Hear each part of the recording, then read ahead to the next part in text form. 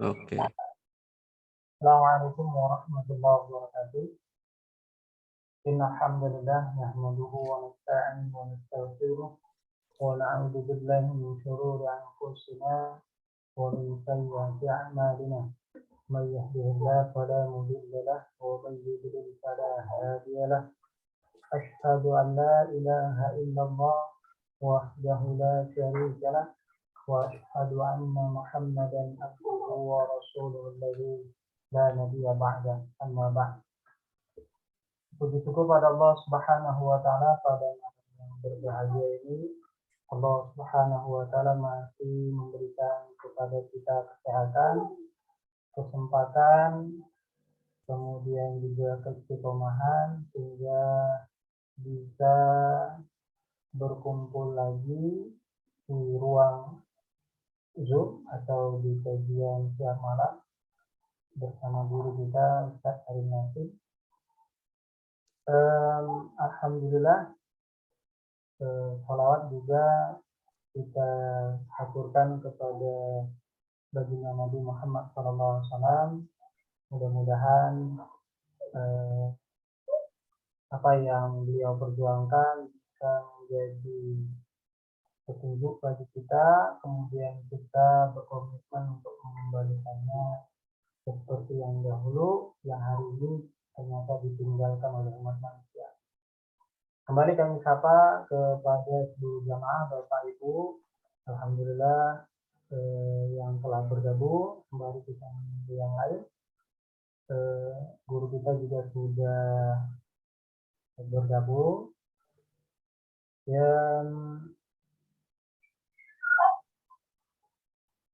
ya boleh cek hadiran dulu nih di kolom chatnya siapa yang sudah hadir, dan juga nanti boleh informasikan ke kami suara yang belum jelas ya, nanti kita cross check kepada Ustadz. Sudah kami jadikan host waktu dan bisa kita mulai Ustadz? Ya, insya Allah. Ya, alhamdulillah. Kepada Ustadz Arif Nasib, waktu dan tempat kami persilakan. Ya, bismillahirrahmanirrahim. Assalamualaikum warahmatullahi wabarakatuh. Waalaikumsalam. Alhamdulillah. Alhamdulillahilladzi khalaqal mauta wal hayata liyabluwakum ayyukum ahsanu amala. Asyhadu an la ilaha illallah wahdahu la syarikalah wa asyhadu anna sayyidana Muhammadan abduhu wa rasuluh alladzi la nabiyya ba'dah. Allahumma shalli ala Muhammad sayyidil mursalin wa imamil muttaqin wa ala alihi wa ashabihi wa man da'a bid'awati ila yaumil qiyamah amma ba'du. Hadirin wal hadirat, Ibu Bapak syiar malam rahimakumullah. Alhamdulillah, pada kesempatan malam yang berbahagia ini kita masih diberikan nikmat oleh Allah Subhanahu wa taala, terutama nikmat iman, nikmat Islam, serta tentu nikmat juga kesehatan, sehingga malam ini kita bisa berjumpa kembali, bertemu kembali dalam kajian rutin kita, bedah kitab Sistem Ekonomi Islam karya Syekh Taqiyuddin Adabhani. Pada kesempatan malam ini kita akan melanjutkan pembahasan minggu lalu ya. Kalau di kitab aslinya itu di bagian kedua ya. Bagian kedua ya, yang membahas tentang ekonomi ya, dan ekonomi Islam, dan bagian yang terakhir mungkin kesempatan malam ini yaitu terkait dengan kaidah perekonomian secara umum ya dalam sistem ekonomi Islam. Seperti biasa mungkin saya mengantarkan diskusi aja, nanti kita akan banyak juga diskusinya mungkin sesuai dengan waktu yang sudah kita sepakati bersama. Mohon izin saya untuk share ya untuk kesempatan malam ini. Jadi di bagian kedua ya, yang pernah kita bahas Sudah terlihat ya, Kang Ansar? Alhamdulillah Ustaz. Sudah kelihatan? Udah. Oke, jadi di bagian kedua ini kita sudah membahas 4 poin ya. Yang pertama fakta tentang ekonomi, kemudian asas sistem ekonomi Islam, kemudian pandangan Islam terhadap ekonomi, kemudian politik ekonomi, dan bagian terakhir pada kesempatan malam ini kita akan membahas kaidah umum perekonomian dalam Islam. Nah, apa yang dibahas terkait dengan kaidah umum ini ya, kita lihat di bagian pengantar ya, di awal bagian keempat, bagian kedua, bagian keempat ini itu masih terkait dengan runutannya problem ekonomi, gitu kan. Jadi kaidah umum perekonomian dalam sistem ekonomi Islam yang dijelaskan oleh Syekh Taqiyuddin Al-Hamadi itu merupakan jawaban ya. Jawaban terhadap masalah ekonomi yang ditetapkan dari sudut pandang sistem ekonomi Islam. Seperti yang pernah kita jelaskan pada kesempatan sebelumnya, bahwa problem ekonomi yang sebenarnya menurut sistem ekonomi Islam ataupun didasarkan kepada fakta itu bukan kelangkaan. Problem ekonomi yang sebenarnya adalah terkait dengan bagaimana sumber daya alam, sarwah dalam bahasa aslinya kekayaan ya, itu bisa sampai kepada individu.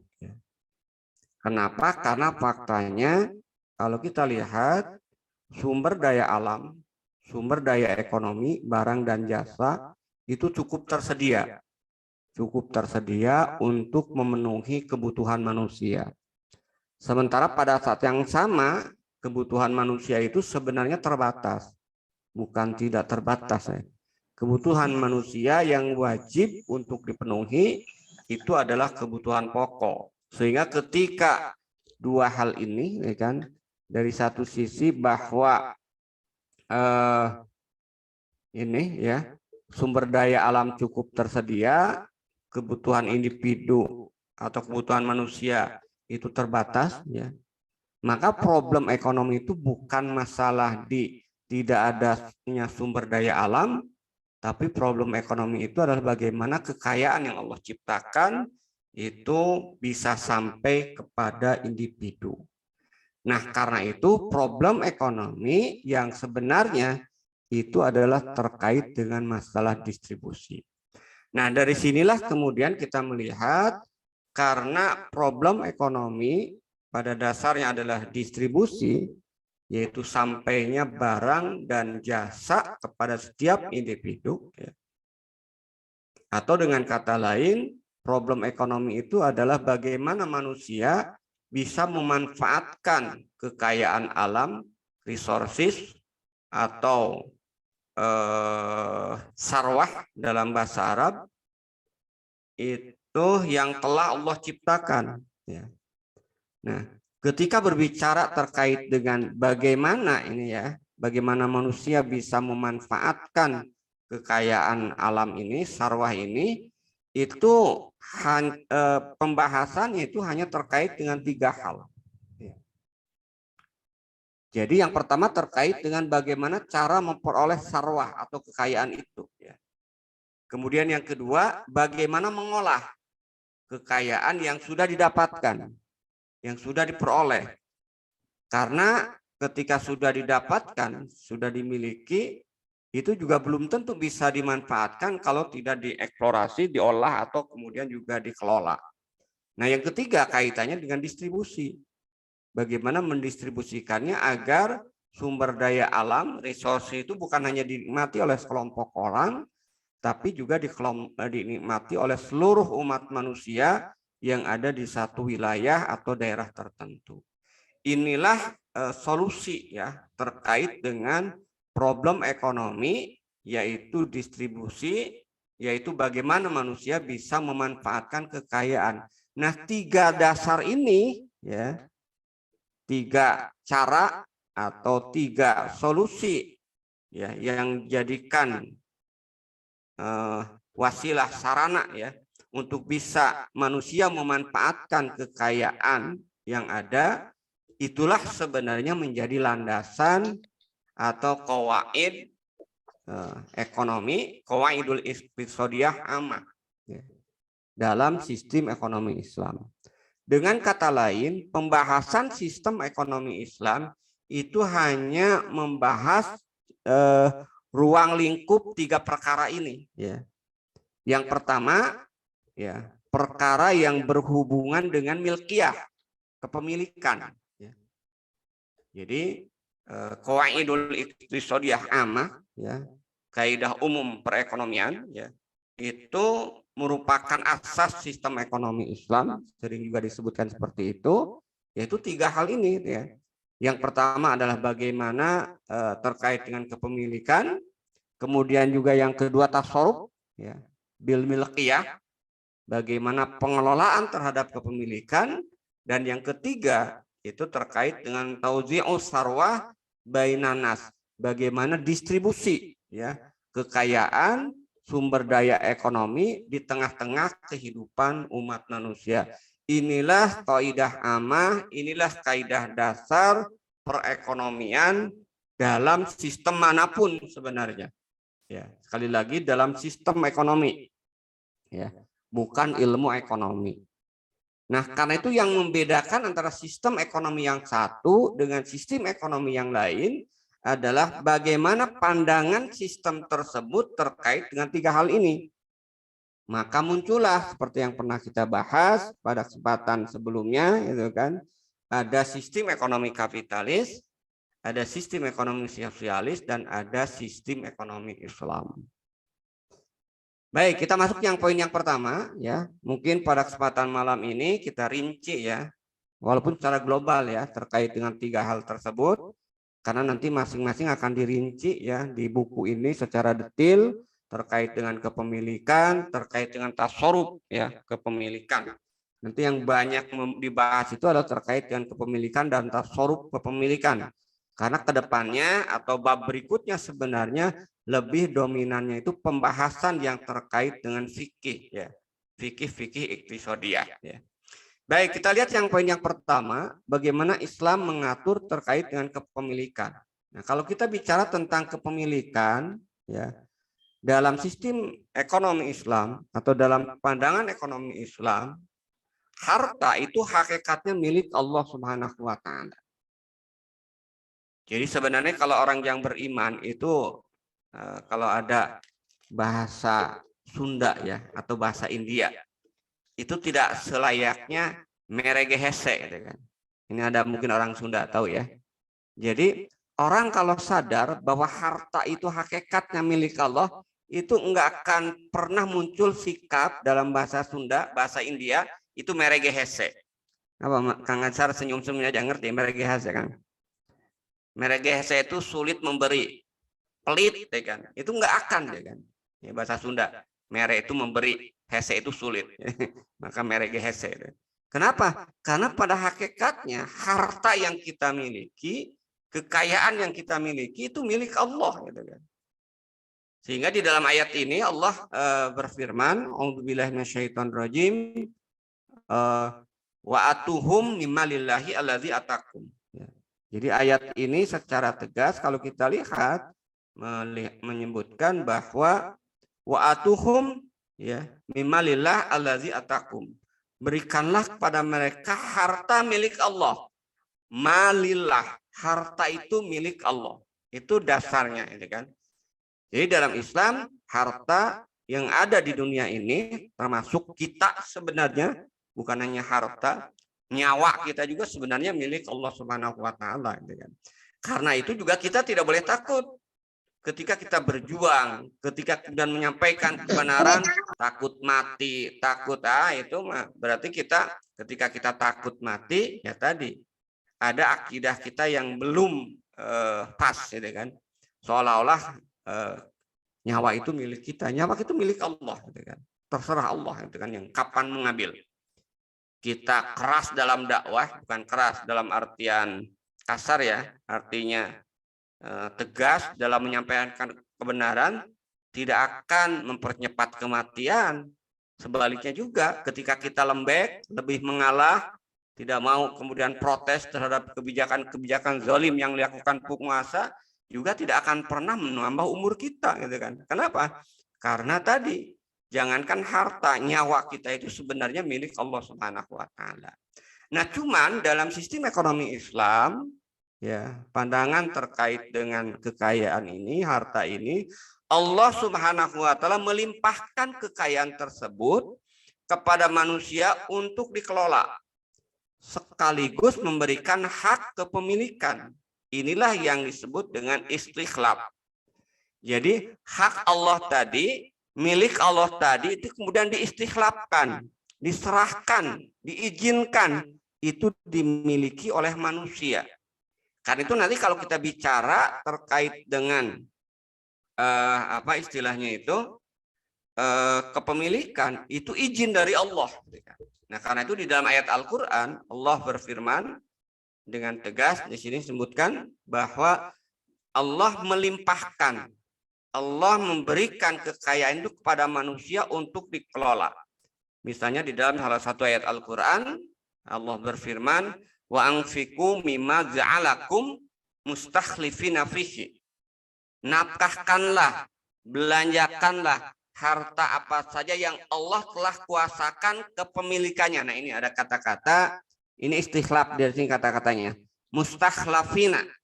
Artinya Allah telah menguasakan kepemilikannya itu kepada manusia, kepada kalian. Artinya harta yang asalnya malillah kemudian diistikhlafkan, ya, dikuasakan, ya, untuk pengelolaannya kepada manusia.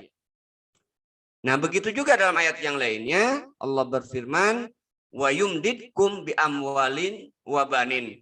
Allah Subhanahu wa taala telah menjadikan kalian banyak harta dan juga banyak anak-anak. Ya. Itu yang kedua ya, konsep yang terkait dengan kepemilikan. Pertama, harta itu milik Allah, dan yang kedua Allah kemudian istikhlaf, ya. Allah memberikan izin, menguasakan kepada manusia untuk mengelola dan memanfaatkan harta. Nah, jadi kalau kita lihat dari konsep dua ayat ini, ya, ayat yang pertama terkait dengan harta milik Allah, ayat yang kedua Allah kemudian mewakilkan kepada manusia untuk mengelola harta, kita akan melihat dan kita pahami dalam sistem ekonomi Islam ini sebenarnya berbicara tentang status asal kepemilikan. Jadi status asal kepemilikan kekayaan, ketika berbicara tentang status asal, hukum asal kepemilikan, Allah Subhanahu wa taala menyandarkan kepada dirinya. Dalam ayat di atas, malillah, harta itu milik Allah. Lalu ketika Allah Subhanahu wa taala menjelaskan perpindahan kepemilikan, ya. Jadi perpindahan kepemilikan antara sesama manusia itu tidak langsung disandarkan kepada Allah. Sandarannya itu adalah kepada sesama manusia. Kita lihat di dalam ayat Al-Qur'an, ya kan, di berikutnya itu kan, ketika berbicara tentang pengalihan kepemilikan, itu sandaran itu kepada manusia. Dalam ayat ini Allah berfirman, a'udzubillahi minasyaitonirrajim, fadfa'u ilaihim amwalahum. Nanti banyak ayat-ayat yang seperti ini, ya. Dalam ayat ini sebutkan, karena itu berikanlah fadfa'u ilaihim, kepada mereka harta milik mereka. Nah, ini kita lihat, ya kan. Jadi ketika sandarannya itu transfer kepemilikan antar manusia, Allah menyandarkan kepemilikan itu kepada manusia, ya kan, yang sudah diizinkan oleh Allah tadi, itu kan. Makanya dalam ayat ini fadfa'u ilaihim amwalahum, berikanlah harta mereka, ya, milik mereka, gitu kan. Karena itu berikanlah kepada mereka harta milik mereka. Atau misalnya terkait dengan kewajiban zakat, ya, ini sama juga. Perintah negara untuk mengambil zakat dari manusia. dari kaum muslimin. Itu juga sandarannya itu adalah kepada manusia. Khud min amwalihim sedekah. Ambillah dari harta-harta mereka. Nah, ini sandarannya itu sudah kepemilikan pada manusia. Berarti tadi itu sudah ada istislam, sudah ada izin Allah ya untuk manusia memiliki. Nah, dari situ kemudian Allah memerintahkan khud, ambil kepada negara, khud min amwalihim, ambillah dari harta-harta mereka.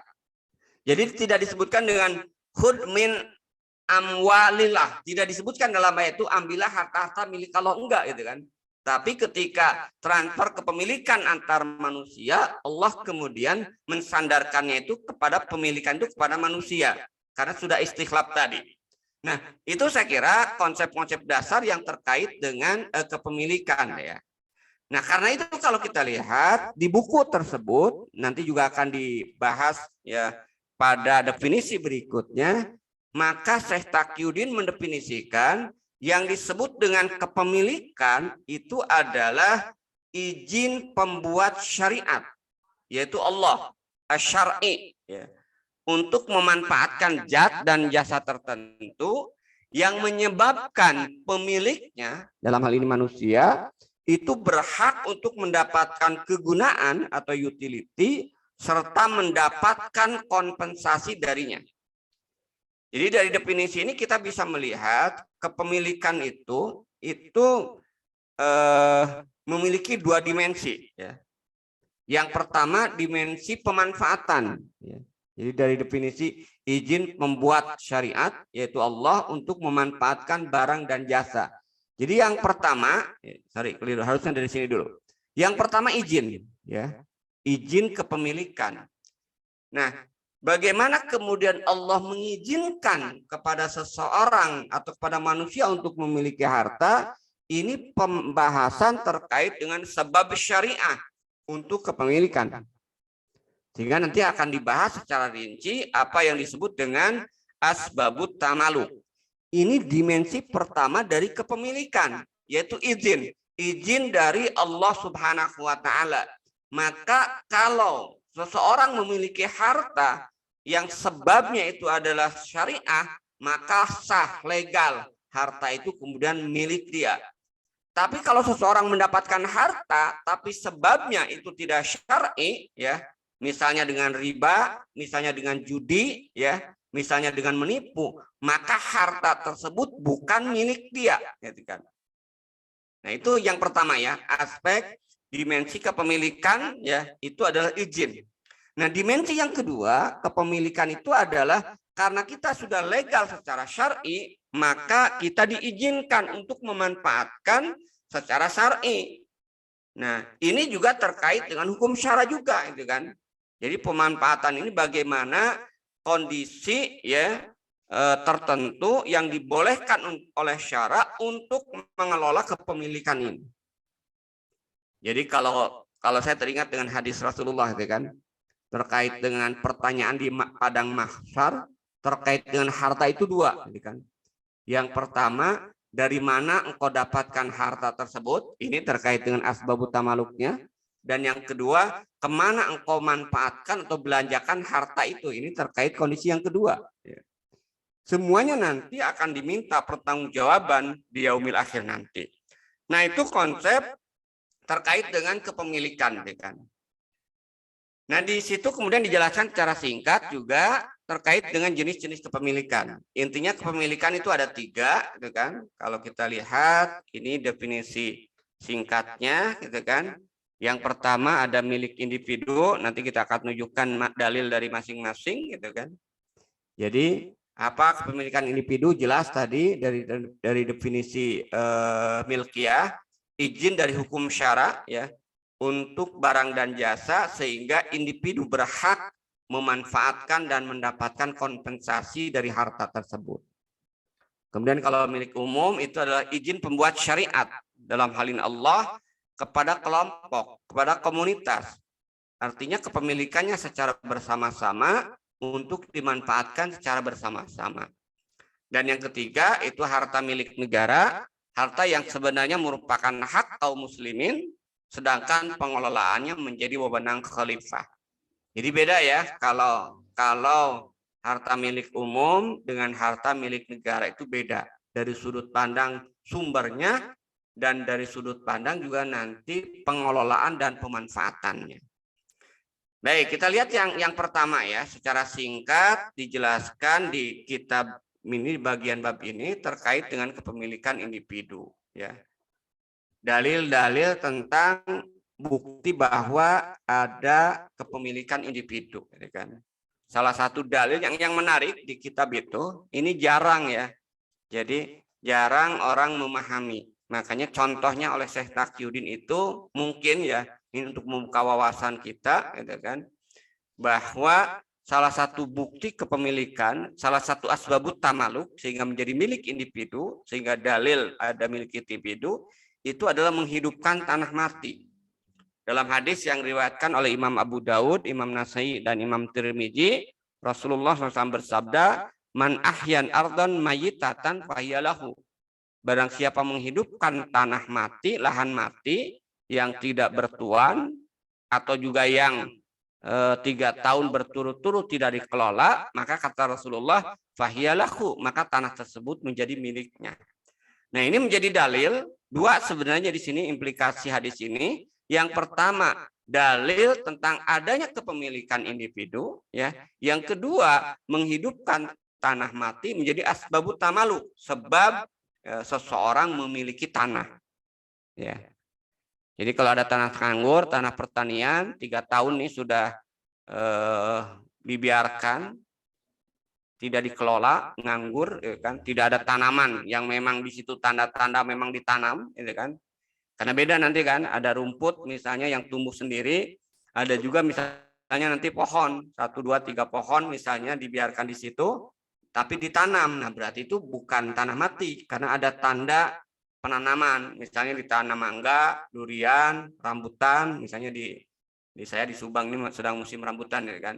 Nah, walaupun misalnya dalam 1 hektar itu mungkin ada 20 atau 40 pohon ditanam, nah itu bukan masuk dalam kategori tanah mati. Ya. Tapi kalau di lahan pertanian itu tidak ada sama sekali tanaman yang ditanam, ya, hanya rumput yang tumbuh aja yang alamiah, maka kalau 3 tahun berturut-turut itu tidak ada eksplorasi, itu yang disebut dengan tanah mati salah satunya. Nah, ketika orang kemudian menggarap tanah tersebut, maka menurut syariat Islam itu yang menjadi pemilik tanah itu adalah orang yang menggarap. Ya.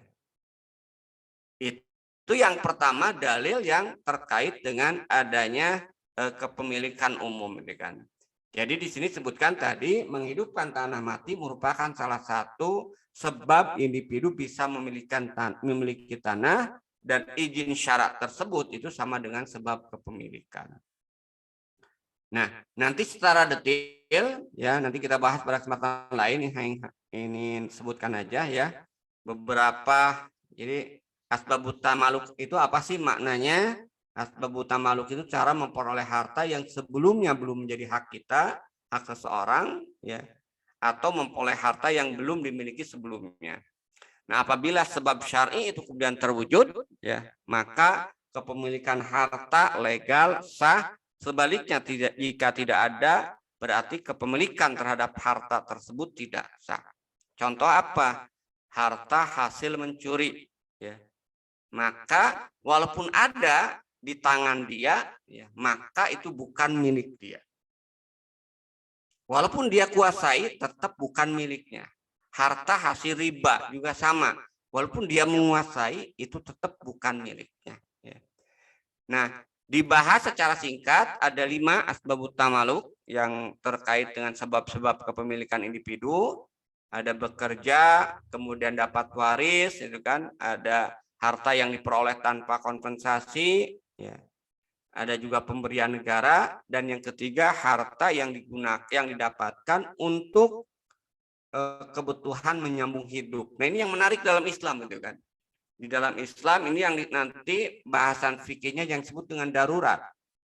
Harta yang didapatkan untuk menyambung hidup, artinya kalau dia tidak makan akan mendatangkan kematian, itu yang disebut dengan darurat.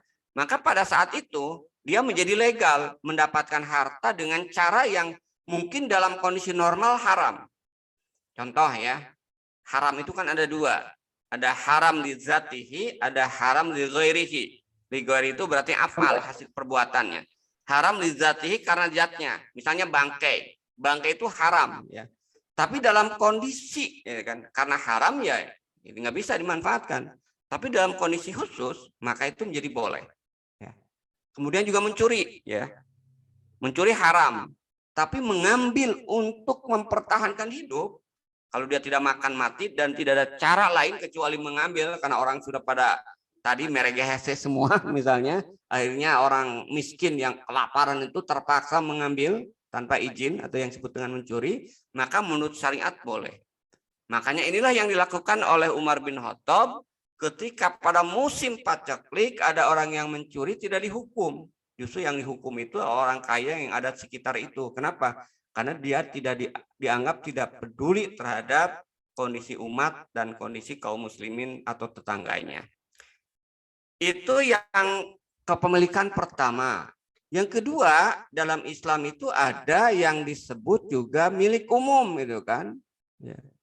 Milik umum, dalilnya apa? Milik umum ini definisinya tadi ya, saya kira dalilnya itu adalah salah satunya bahwa ada milik umum itu adalah Rasulullah bersabda, al muslimuna syurakau fis salasin fil ma'i wal kali wanar wasamanu haramun. Ini saya kira sudah sering juga kita pahami ya, bahwa kaum muslimin berserikat dalam tiga hal, al-kala, wanar, al-ma ya. Ada tambahan hadis dalam riwayat Ibnu Majah ini, wasamanuhu haramun, memperjualbelikan atau harganya itu haram ya. Nah, dari hadis ini kemudian meluas karena nanti ada yang disebut dengan ilat. Jadi dalam hadis itu disebutkan hanya 3 ya, air, kemudian hutan, dan yang ketiga itu anar, sumber energi. Tapi kalau kita perhatikan ada fakta lain ya. Kalau kita lihat air itu bisa menjadi milik individu yang haram diambil oleh orang lain ya tanpa izin. Jadi maka nanti kita lihat ya kan, karena ada air yang air kita di rumah ya, misalnya yang sudah kita beli ya, atau air dalam bentuk botol aqua ya, yang dijual di toko-toko, itu bukan milik umum lagi. Kalau kita ngambil ya harus beli gitu kan. Nah, artinya ternyata dari hadis tersebut Syekh Taqiyuddin menggambarkan ternyata ada ilat. Jadi yang dimaksud dengan milik umum terkait dengan 3 zat tadi, air, api, dan padang gembala, itu menjadi milik umum kalau posisinya sebagai fasilitas umum. Di situ ada ilat. Karena itu, air, api, dan padang gembala itu bisa menjadi milik pribadi kalau ketiganya itu bukan merupakan fasilitas umum. Ya. Misalnya apa tadi? Air yang ada di rumah kita, ya, air yang ada di kulkas kita, ya, itu bukan lagi milik umum, sudah milik pribadi. Api misalnya, ya, sama ya, api, korek api yang ada di rumah kita, gas yang ada di rumah kita, itu ya milik pribadi, bukan lagi milik umum. Termasuk juga padang gembala yang tidak begitu luas. Misalnya kita punya tanah 1 hektar, kita tanami rumput ya, karena ada istilahnya di sini itu ada rumput gajah itu kan untuk ternak. Nah itu adalah milik individu. Kenapa bisa menjadi milik individu? Karena bukan fasilitas umum. Karena dari situlah ada ilat ya, ilat istinbaton yang ketiga itu menjadi milik umum itu karena merupakan fasilitas umum. Dari situlah kemudian diambil kaidah semua yang masuk dalam kategori fasilitas umum maka dalam sistem ekonomi Islam itu masuk dalam kategori milkiyah amah atau milik umum. Itu jenis yang pertama milik umum. Jenis yang kedua itu barang tambang yang tidak terbatas. Ini sering saya sampaikan ya, bahwa ada tambang yang kalau tambang itu potensinya itu besar, banyak, dalam hadis ini disebutkan selaksana al-ma'u al-ibdu, gitu kan, seperti air yang mengalir, maka itu haram pengelolaannya diserahkan kepada individu. Itu masuk dalam kategori milik umum. Dalam hadis ini disebutkan Abjad bin Hambal mendatangi Rasulullah dan meminta beliau agar memberikan tambang garam kepadanya. Kalau di Ibnu Mutawakil ada penjelasan, yaitu tambang garam yang ada di daerah Ma'rib. Ya. Kemudian Rasulullah memberikan tambang tersebut. Ketika Abjad bin Hamal telah pergi, ada seorang laki-laki di majelis itu berkata, "Ya Rasulullah, tahukah Anda apa yang telah Anda berikan? Sesungguhnya Anda telah memberikan kepadanya sesuatu yang seperti air mengalir." Artinya depositnya itu banyak, potensinya banyak, sehingga laksana air mengalir. Maka Ibnu Mutawakil kemudian berkata, lalu Rasulullah SAW mencabut kembali pemberian tambang garam tersebut. Ya.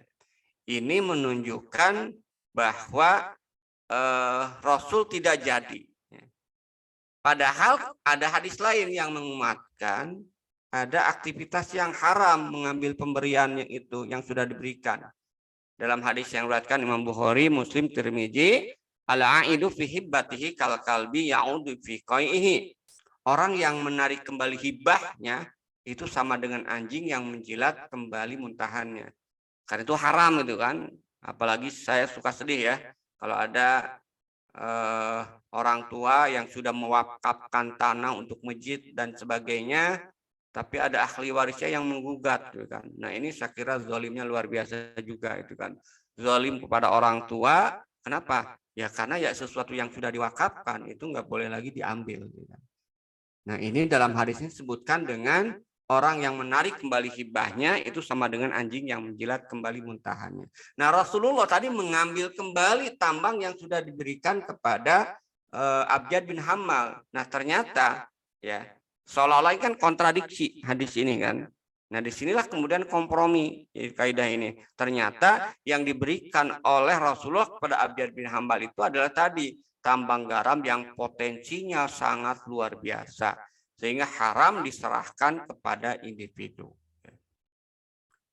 Itu, nah contoh lain yang masuk dalam kategori milik umum itu jalan, sungai, laut, dan danau. Jadi kalau kita lihat secara singkat berarti yang masuk dalam kategori milik umum ini itu ada 3. Yang pertama barang yang menjadi kebutuhan umum, air, padang, kemudian tambang dalam jumlah yang besar, di sini tambang emas, perak, ya, ini tambang Freeport di Papua, dan yang ketiga memang barang yang secara karakteristik tidak dapat dimiliki oleh individu. Itu yang pertama, yang kedua ya terkait dengan kepemilikan umum. Nah, yang terakhir itu adalah milik negara, gitu kan? Jadi sebenarnya tadi sudah disebutkan milik negara itu harta yang sebenarnya merupakan hak seluruh kaum muslimin dan rakyat yang pengelolaannya menjadi wewenang khalifah atau kepala negara. Ya. Dalil-dalilnya juga jelas, misalnya terkait dengan harta hasil pungutan jizyah, harta rampasan perang, gitu kan, fa'i dan humus. Nah, itu adalah contoh-contoh dalil-dalil dari apa Rasulullah SAW yang masuk dalam kategori milik negara. Itu dari sisi kepemilikan. Ya. Poin yang kedua, ya, kaidah umum perekonomian dalam Islam itu adalah pengelolaan. Ya.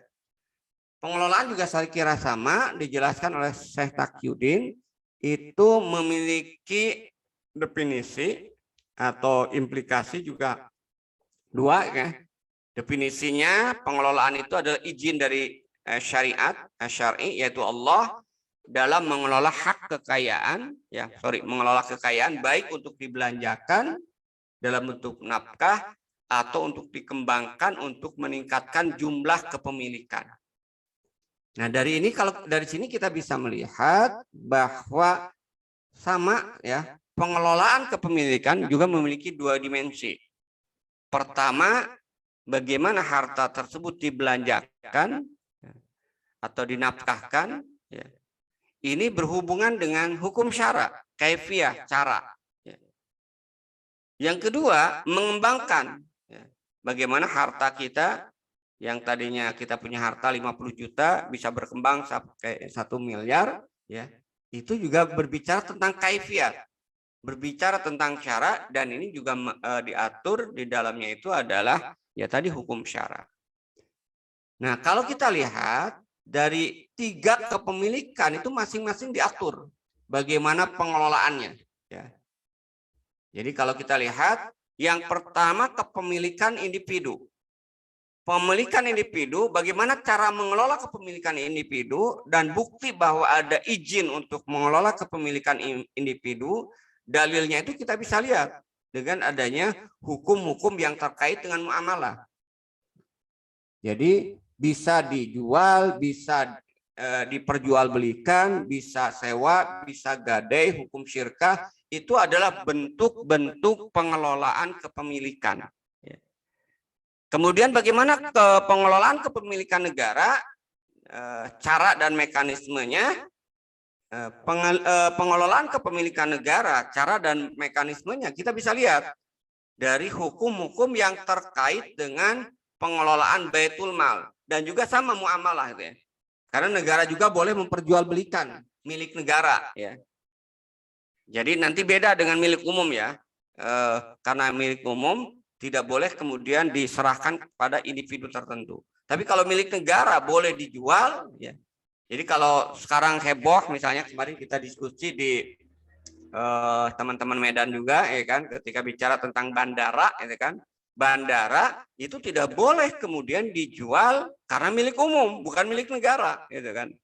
Tapi kalau posisinya sebagai bandara sudah hilang, artinya hanya gedung aja di sana, ya tidak lagi kemudian dijadikan sebagai bandara, maka itu menjadi milik negara. Boleh gedungnya itu kalau menurut negara itu ada kebijakan untuk efisiensi, bisa aja dijual. Kalau gedungnya itu tidak lagi merupakan kategori milik umum. Tapi kalau milik umum haram diserahkan kepada swasta, itu kan pengelolaannya. Dan yang ketiga, bagaimana mekanisme pengelolaan milik umum itu diatur 2 hal di sini. Yang pertama, tidak boleh dilakukan dengan cara mubadalah.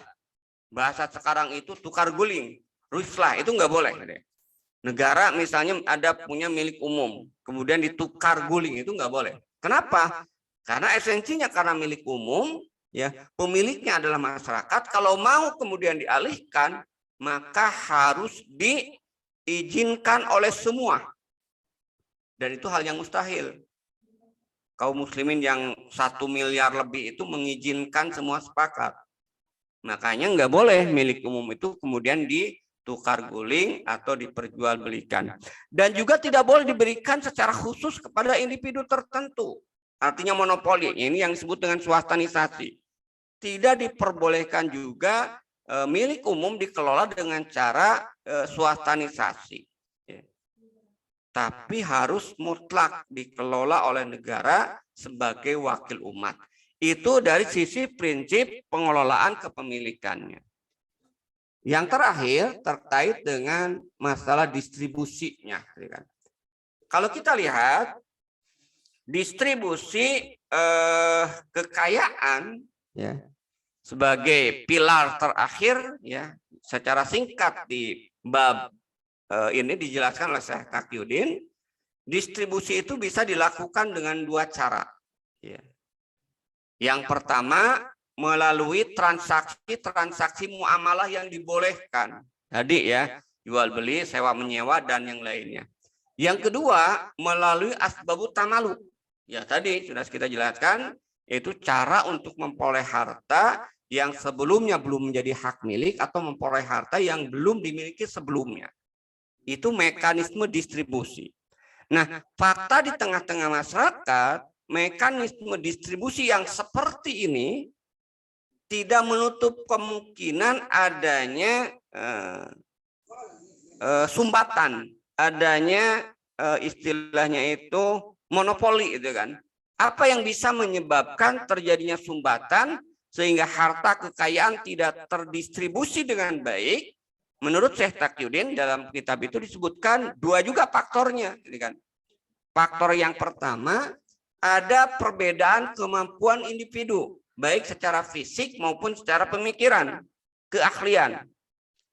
Misalnya itu kan, ada orang yang memang ya kalau dalam istilah bisnismen itu ya, orang yang senantiasa tangannya itu terampil dan selalu kalau bisnis itu mendapat keuntungan.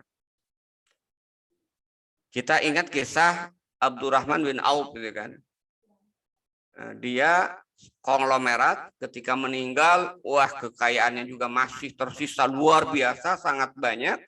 Padahal ketika masih hidup, semua harta yang dia miliki itu dengan mudahnya dia berikan tadi, dia belanjakan, dia bagikan, dia berikan pinjaman dan terus kepada semua orang. Nah, bahkan ketika Rasulullah SAW pernah menyampaikan Abdurrahman bin Auf itu akan masuk surga dengan cara merangkak karena hartanya banyak, Abdurrahman bin Auf semakin masif memberikan harta tanpa perhitungan. Bahkan kalau rugi pun dia asal untuk menolong dia lakukan. Tapi tadi karena tangannya tangan dingin, itu kan, tetap aja keberuntungan berada di dia, itu kan. Jadi pernah ada satu kisah kan, Abdurrahman bin Auf, penduduk Madinah pada saat itu ada gagal, ada kurma yang busuk gitu kan, kurma yang belum matang, pokoknya tidak layak untuk dijual lah. Nah kan banyak petani yang rugi. Nah Abdurrahman bin Auf itu nolong beli tapi untuk tujuan rugi. Nah, hanya ada manusia-manusia langka itu kan. Itulah sahabat Rasulullah yang luar biasa itu kan. Dia beli semua tuh kurma-kurma yang busuk, yang jelek itu dari petani dengan harga wajar sehingga petani tidak rugi gitu kan. Nah ketika semua itu awalnya nggak ada yang tahu gitu kan, termasuk Abdurrahman bin Auf juga tidak tahu bahwa dia beli rugi itu nanti justru malah mendapatkan keuntungan. Ternyata di daerah lain itu ada musibah, ya, ada musibah yang obatnya itu adalah dengan kurma yang busuk tadi, kurma yang jelek tadi. Dan ternyata dia mau beli dengan harga 2 kali lipat dari harga normal. Awalnya Abdurrahman bin Auf mau rugi, tapi tetap aja nggak bisa rugi, untung lagi gitu kan. Ini contoh gitu kan. Jadi kemampuan manusia secara pemikiran dan fisik memang berbeda, yang bisa jadi menyebabkan tadi ya munculnya potensi distribusi yang buruk. Yang kedua, perbedaan kebutuhan terhadap pemenuhannya ya, orang gitu kan. Jadi ada orang yang makan biasa-biasa aja, ada orang yang makannya itu mungkin harus rewong 3 kali, kadang-kadang juga boros. Akhirnya apa? Ya, tentu ini memerlukan sumber daya yang banyak, gitu kan. Belum juga karena serakah tadi. Ya. Nah, karena itu dengan 2 faktor ini dijelaskan di situ, maka ada potensi di tengah-tengah masyarakat itu, ya, distribusi yang buruk. Nah, tapi Islam telah mengantisipasi. Syariat Islam telah memberikan solusi. Bagaimana kalau sewaktu-waktu di tengah-tengah masyarakat terjadi distribusi yang buruk, ya. Seperti yang terjadi hari ini kita lihat ya dalam konsep kepemilikan lahan. Luar biasa buruknya itu kan. Sampai ada orang petani yang sulit mendapatkan tanah. Tapi ada konglomerat memiliki tanah perkebunan sawit misalnya sampai ratusan ribu hektar gitu kan. Nah ini kan kondisi distribusi tanah yang buruk karena penerapan sistem ekonomi kapitalis. Nah di dalam Islam solusinya itu ini ya, beberapa solusi yang disebutkan dalam Islam untuk menjaga agar tidak terjadi distribusi yang buruk. Di sini campuran atau kombinasi antara peran individu dengan peran negara. Ada legalitas kepemilikan individu, ada subsidi terhadap yang lemah, menjamin pemenuhan kebutuhan pokok rakyat, kemudian ada subsidi khusus dari negara. Negara menjamin pemenuhan pokok rakyat, ya. Kemudian menjaga kepemilikan umum agar tidak jatuh kepada pemilikan individu atau swasta, dan yang terakhir pelaksanaan zakat. Ini mekanisme-mekanisme syariat untuk apa? Untuk mengatasi jika di tengah-tengah masyarakat itu terjadi kesenjangan, terjadi buruknya pemerataan sarwah atau kekayaan di tengah-tengah masyarakat. Nah, bukan hanya ini, itu kan, agar distribusi yang buruk ini kemudian tidak terjadi, atau dengan kata lain distribusi senantiasa lancar, maka ada mekanisme yang secara kontinu ya yang diterapkan dalam syariat Islam, ditetapkan syariat Islam untuk menjaga keberlangsungan distribusi yang baik. Ini tiga hal ya. Yang pertama ya, di dalam Islam ya, ini kebijakan umum ya. Kalau tadi kebijakan lebih spesifik khusus, ini kebijakan umum agar distribusi itu tetap terjaga dengan baik. Pertama, itu menjamin perputaran alat tukar. Karena itu dalam pandangan Islam haram menimbun emas sebagai mata uang ya. Nah, maupun juga sebagai sebagai benda gitu kan. Walaupun dikeluarkan zakatnya. Nah, di sini nanti di pembahasan yang lain dibahas secara singkat, ada perbedaan antara menabung dengan menimbun. Menabung itu halal, kalau menimbun itu kemudian diharamkan. Itu yang pertama ya. Yang kedua, harta wajib berputar di tengah-tengah masyarakat. Ya. Jadi karena haram menabung, haram menimbun, maaf, haram juga nanti monopoli dalam pandangan Islam, ya, oligarki seperti sekarang. Contoh ya, kenapa sekarang harga minyak itu mahal? Karena kebun dan produksi sawit itu dimonopoli oleh oligarki. Yang lucunya negara bukan malah mengambil tindakan yang untuk menjaga agar harga itu kemudian bisa dinikmati dengan normal oleh rakyat, tapi justru yang dilakukan oleh negara malah memberikan subsidi, gitu kan? Subsidi ya, agar harga minyak itu lebih rendah. Jadi bukan pengusaha dipaksa itu kan, karena ini kan sudah mengambil alih harta milik umum ya, yaitu dengan hutan, menebang hutan itu kan, dan mereka melakukan kartel monopoli. Bukan itu yang kemudian diatasi ya dengan jalan misalnya negara menanam juga sawit dan sebagainya, membuat pabrik gitu kan, sehingga bisa menekan agar mereka tidak seenaknya mengambil keuntungan. Tapi lucunya di negeri ini malah yang dilakukan subsidi kepada para kapitalis ya, agar mereka mau menjual minyak itu dengan harga yang lebih murah. Walaupun kalau kita bandingkan dengan Malaysia ternyata jauh juga. Di kita itu 14.000, Malaysia itu kurang lebih 8.500. Ini kan sangat ironis. Nah, kenapa? Karena tadi harta hanya berputar, kepemilikan kebun sawit itu di kalangan para kapitalis. Terakhir, untuk menjaga keberlangsungan distribusi ya dalam sistem ekonomi Islam, disitulah ada peran Baitul Mal. Jadi Baitul Mal menyalurkan harta untuk memperbaiki kesenjangan tersebut. Itu saya kira bagian akhir ya, di bagian kedua ini terkait dengan kaidah umum perekonomian dalam sistem ekonomi Islam. Itu saya kira sebagai pengantar diskusi pada kesempatan malam ini ya. Berarti kita sudah menuntaskan ya 2 bab di kitab sistem ekonomi Islam ini. Bagian pertama pendahuluan, dan yang kedua bab yang terkait dengan ekonomi ya. Nanti kita masuk minggu depan ke pembahasan bab baru, yaitu milkiyah fardiyah. Itu barangkali Kang Azhar ya, Bung Azhar yang bisa saya sampaikan sebagai pengantar diskusi. Saya kembalikan pada Kang Azhar, kalau ada Bapak, Ibu, Ustadz, Ustazah yang mau kemudian berdiskusi ya dengan topik kita malam ini. Terima kasih. Assalamualaikum warahmatullahi wabarakatuh. Waalaikumsalam warahmatullahi wabarakatuh. Ya, alhamdulillah.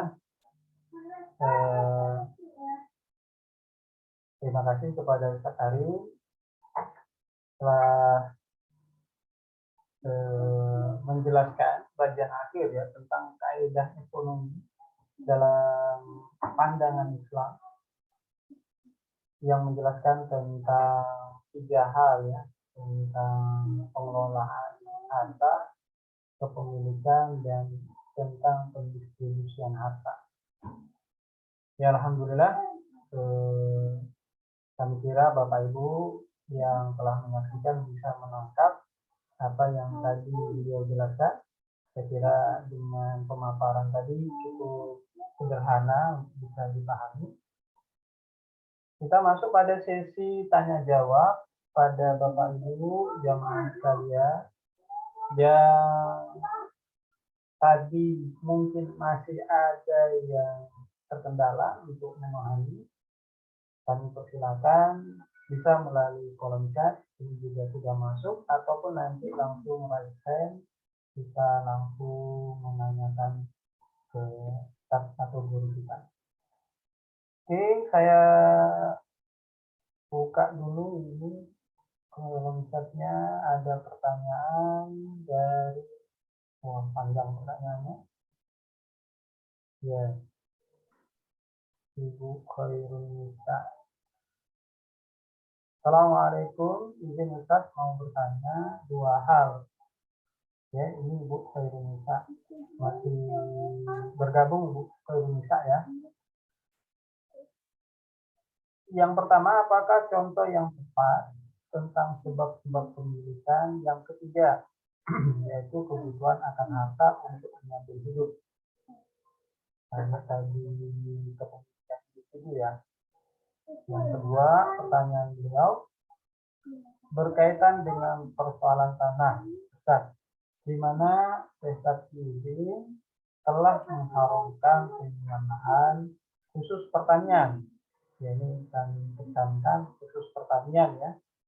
Bagaimana jika kita meminta kepada orang lain untuk mengelola tanah kita dengan menyirangi, merawatnya, sementara kita yang memberikan bibit, pupuk, dan menyediakan air. Nah, hal tersebut bolehkah Ustaz? Lebih tepatnya, bolehkah lahan pertanian kita buat bagi hasil, dari sisi hasil pertaniannya dibagi dua? Berarti ini konsepnya sirkah mungkin ya, kalau saya tidak salah menangkap. Sirkah khusus di pengolahan tanah pertanian. Nah, cuman di sini si pemilik tanah memberikan titipannya bibit, pupuk, dan penyediaan air. Sedangkan dia menyewakan, tapi jangan sewa Bu ya. Nah, nanti mungkin dijelaskan oleh Ustaz lah. Ini Ustaz, ada tadi pertanyaan, dua pertanyaan langsung dari Ibu Khairul Nisa. Kira-kira jelas tadi Ustaz? Oke, siap. Alhamdulillah. Tafadhol Ustaz. Ya, yang pertama terkait dengan contoh kebutuhan akan harta untuk menyambung hidup ya. Itu saya kira banyak kisah-kisah yang terdapat pada masa sahabat ya, maupun juga pada masa tabi'ut tabi'in. Yang pertama pada masa sahabat, sehingga ini yang sering dituduh oleh orang-orang liberal, orang-orang yang mengada-ngada, itu kan, berdusta atas nama Umar bin Khattab, yang mereka menuduh bahwa Umar bin Khattab membuat aturan baru ya, dengan tidak menghukum orang yang mencuri ya. Nah, ada kasus pada masa itu, ada seorang miskin di musim paceklik mencuri untuk mempertahankan hidup ya. Untuk tadi menyambung hidup, karena kalau dia tidak makan dia akan mengakibatkan kematian. Nah, ini berarti mencuri hukum asalnya itu adalah haram dalam kondisi normal. Tapi karena dia tidak ada jalan lain kecuali untuk itu ya, sehingga agar dia tidak mati, tidak terancam kematian, maka mencuri pada saat itu menjadi asbabut tamaluk ya. Artinya boleh. Kenapa? Karena harta yang didapatkan bukan untuk memperkaya diri, tapi untuk dia makan sampai dia terbebas dari kematian, kelaparan yang sangat parah. Itu ya contoh yang pertama. Contoh yang kedua yang menarik, walau ini riwayatnya sangat masyhur juga, walaupun mungkin perlu cek ya keabsahannya dari sisi riwayatnya ya, tapi dari sisi kontennya saya tidak meragukan, cuman apakah ini benar atau tidak riwayat itu nyambung sanadnya dalam artian, tapi kalau isinya enggak salah tuh. Ini mungkin pernah dengar ya, ada satu kisah ya, ketika seorang waliullah itu tiduran, tiba-tiba kemudian dia terjaga karena mendengar percakapan dua orang malaikat. Ini biasanya di kisah-kisah sufi sangat terkenal ya. Percakapan dua orang malaikat, di mana satu malaikat bertanya kepada malaikat yang lain tentang jamaah haji yang sedang melaksanakan ibadah haji. Satu malaikat bertanya, berapa orang dari jutaan yang sedang melaksanakan ibadah haji itu dia mendapatkan pahala hajjah mabrur, hajjah mabrur ya. Nah, ternyata kata yang satunya lagi tidak ada satupun kecuali si fulan. Berarti tidak ada satu, berarti hanya si fulan yang dia istilahnya itu mendapat pahala ya haji mabrur. Nah, ketika si terjaga, si syekh ini kan mencari, dia ingin tahu apa sih kiat ya atau istilahnya itu cara agar menjadi haji yang mabrur. Karena kan kita tahu kan dalam hadis sebutkan pahala haji mabrur itu tidak lain adalah surga gitu kan. Nah, dia cari orang tersebut dan ketemu itu kan. Nah, muncullah cerita di situ. Lebih kaget lagi si waliullah ini ketika yang disebutkan dia itu mendapat pahala haji mabrur itu ternyata nggak jadi berangkat haji. Nah, dalam kisah-kisah cerita itu disebutkan beliau itu adalah seorang tukang sol sepatu yang bertahun-tahun itu menabung ya untuk melaksanakan ibadah haji ya, sudah terkumpul tinggal berangkat ya bulan depan atau minggu depan, tiba-tiba satu malam dia mencium ya aroma daging yang enak, daging bakar gitu kan. Ternyata sumbernya itu dari tetangganya. Nah, kemudian dia ngetuk tetangganya, intinya mau minta. Nah, kata tetangganya, nah ini enggak boleh, ini haram, daging yang saya makan ini untuk Anda. Nah, kaget kan? Kenapa kok Anda memakan sesuatu yang diharamkan oleh Allah Subhanahu wa Ta'ala? Nah, sementara Anda boleh, saya enggak boleh. Nah, dia cerita ini bangkai. Kenapa saya ini makan bangkai? Karena saya sudah berhari-hari tidak makan, gitu kan? Kalau tidak makan, maka akan doror gitu kan. Nah, akhirnya si tukang sepatu ini yang tadi sudah menabung itu sudah merasa berdosa, ya akhirnya harta yang dia kumpulkan untuk biaya ibadah haji itu dia kasihkan ke orang miskin itu. Sebenarnya yang jadi pembahasan kaitan dengan asbabut tamaluk bukan ngasih hadiahnya itu, tapi tadi ya bangkai yang tadinya kemudian sesuatu yang haram, kan kalau haram itu berarti bukan sebab kepemilikan ya, tapi menjadi legal untuk dimakan karena di situ ada harta untuk menyambung hidup. Jadi contohnya dua sederhananya, yang satu adalah mencuri, itu menjadi boleh kalau dalam rangka menyambung nyawa, tidak ada yang bisa dimakan kecuali dengan cara mencuri, hartanya halal, bendanya maksudnya, tapi caranya yang diharamkan. Tapi kalau dalam kondisi fikih yang disebut dengan darurat, maka itu kemudian menjadi boleh. Yang kedua, ya tadi bangkai kemudian menjadi sesuatu yang halal ketika dimakan dalam rangka juga darurat, yaitu untuk menyambung hidup. Itu ya, saya kira contoh yang paling mudah asbabut tamaluk, yaitu kebutuhan harta untuk menyambung hidup. Termasuk juga kalau kita di hutan lah ya, di tengah hutan, kita mau kelaparan, tiba-tiba kita ketemu ladang, ada pohon milik petani, nah kita kemudian makan, nah itu kan haram kalau dalam kondisi normal. Nah, kalau dalam kondisi kita kelaparan sangat, kemudian kita petik tanpa izin, itu menjadi itu tadi, harta yang diperoleh menjadi legal karena untuk menyambung hidup. Itu ya, yang pertama Kang Azhar atau Ibu Ustadzah Khairunisa. Kemudian yang kedua terkait dengan persoalan tanah ya. Jadi ada dua saya kira terkait dengan pengelolaan tanah dalam aspek syariat ya. Ada yang disebut dengan muzaraah, sering disebut juga mukhabarah, ada yang disebut dengan musakot. Ya. Kalau mudzaro'ah, mukhabarah itu adalah sistem bagi hasil ya untuk tanaman-tanaman yang sifatnya itu jangka pendek. Padi ya, misalnya tanam kedelai mungkin ya, terus itulah yang singkat kan. Kalau dalam bahasa kita itu pertanian ya. Nah, pertanian. Nah, kalau pertanian itu haram yang ditabani oleh Syekh Taqiyuddin itu dijalankan dengan cara muzaro'ah atau mukhabarah dengan sistem bagi hasil. Ya. Jadi haram, karena kenapa haram nanti kita bahas lebih detail sebenarnya pada kesempatan pengelolaan tanah. Tapi intinya karena banyak hadis, sangat jelas ya hadis itu, sampai kata hadis itu kan sampai dengan bagi hasil jerami pun itu kemudian tidak diperbolehkan, ya kan? Nggak, sorry, bukan bagi hasil itu sewa itu kan. Misalnya sewa lahan pertanian itu kemudian dengan pembayaran jerami itu sampai juga tidak diperbolehkan. Nah, sama juga dengan mujaro'ah dan kemudian atau mukhabarah. Itu haram ya. Misalnya bagi hasil dengan tadi ya, modal dari pemilik tanah ya. Yang ngelola itu adalah pengelola gitu kan. Nah, itu nggak boleh, haram yang ditabani gitu kan. Tapi nanti yang diperbolehkan itu bentuknya itu ujroh. Ya. Bagaimana bentuk ujroh itu?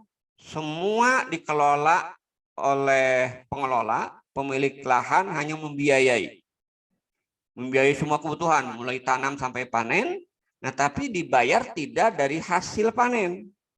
Tapi dibayarnya upah, mau panennya untung mau tidak, ya upahnya tetap. Misalnya gini, ada tanah 1 hektar. Oke, saya serahkan kepada si Fulan. Tanah saya 1 hektar, silahkan ditanami padi dari awal sampai panen, gitu kan? Saya bayar katakanlah 3 juta. Nah udah, mau nanti saya untung panen atau tidak, tetap itu harus dibayar 3 juta. Cuman hasil panen itu semuanya milik saya, gitu kan? Itu yang disebut dengan bukan bagi hasil, itu namanya, itu kita mengupah, memburuhkan untuk mengelola lahan pertanian. Itu diperbolehkan ya dengan asal seperti itu. Tapi kalau dengan pola yang ditanyakan oleh Ibu Khairunisa ini, yaitu konsep menyirami, merawat dan seterusnya, bibit dan sementara pupuk, bibit, kemudian dari pemilik tanah itu yang hasilnya nanti kemudian dibagi 2. Misalnya kalau dapat hasil 4 ton, 1 ton untuk pengelola, 3 ton untuk pemilik dan pemodal. Nah, itu bagi hasil atau yang disebut dengan mujaro'ah, mukhabarah itu kemudian diharamkan. Nah, itu yang pertama. Lalu bedanya apa dengan musakot? Ada istilah bab musakot. Bab musakot itu mengairi, merawat, sama sebenarnya mengairi dan merawat tanaman. Bedanya itu musakot itu adalah untuk tanaman-tanaman yang umurnya itu panjang dan panennya itu memang lebih dari 1 kali dari pohon itu. Kalau dalam konteks di masa Rasulullah di Timur Tengah kurma. Nah, kurma itu bisa dilakukan dengan cara musakot, terutama pada saat mau panen. Karena kurma juga kalau mungkin hanya pada saat nanam pertama nggak bisa juga dengan cara musakot. Kenapa? Karena nanti nggak dapat yang dihasilkan. Musakot ini dalam arti mengairi tadi, merawat, memberikan pupuk dan sebagainya. Kalau sudah masa-masa kurma itu mau berbuah, gitu kan? Nah, itu boleh musakot. Sistemnya itu bagi hasil, gitu kan? Ya, sistemnya itu bagi hasil. Dari hasil panen kurma tersebut, misalnya berapa persen untuk pemilik, berapa persen untuk pengelola. Itu yang disebut dengan musakot. Atau kalau sekarang boleh di kita juga sawit. Sawit boleh juga dilakukan dengan musakot. Tapi ketika sawit itu sudah masa tanam. Kalau yang saya tahu kan sawit itu 1 sampai 5 tahun itu kan masa-masa yang nggak akan berbuah gitu kan. Nah, mungkin selama 1 sampai 5 tahun nggak bisa menggunakan musakot. Kenapa? Karena tidak ada yang didapatkan oleh pengelola yang merawat. Nah, itu mungkin sistemnya buruh. Tapi kalau sudah sampai usia 5 tahun, 5 tahun mulai berbuah, nah boleh menggunakan sistem musakot. Jadi pemilik lahan, pemilik pohon itu kemudian memberikan istilahnya itu tugas perawatan kepada pengelola. Nah, sisanya nanti dibagi hasil. Itu yang disebut dengan musakot. Bisa juga pohon yang lain karet ya. Itu juga bisa musakot karena nanti bagi hasil dari hasil karet yang didapatkan. Nah, itu musakot ya. Musakot boleh, tapi kalau muzaraah atau mukhabarah itu kemudian diharamkan yang ditabani oleh Syekh Taqiyuddin. Nah, kenapa ada ulama yang kemudian membolehkan muzaraah? Ini ikhtilaf ya, atau mukhabarah tadi. Ini terkait dengan tahqiqul manat yang tidak tepat. Ya. Karena yang menjadi dalil itu adalah tanah Khaybar. Ada petani di Khaybar yang melakukan musakot, ya kan? Padahal fakta di sana, ya, musak di Khaybar itu adalah tanamannya tanaman kurma. Memang boleh dengan sistem bahagi hasil kalau kurma karena tadi sisi musakot.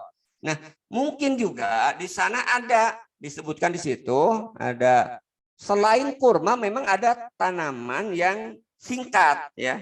Misalnya gini, kalau di kita itu istilahnya itu apa ya? Di sela-sela sawit misalnya ditanami jagung, ya kan? Padahal fokusnya itu adalah misalnya kita sedang kerjasama sawit ya. Jadi pengelola sawit ya, pengelola kebun sawit, kita misalnya pemilik kebun sawit ya. Kemudian kita serahkan tadi memelihara kebun sawit kepada orang lain dengan sistem bagi hasil.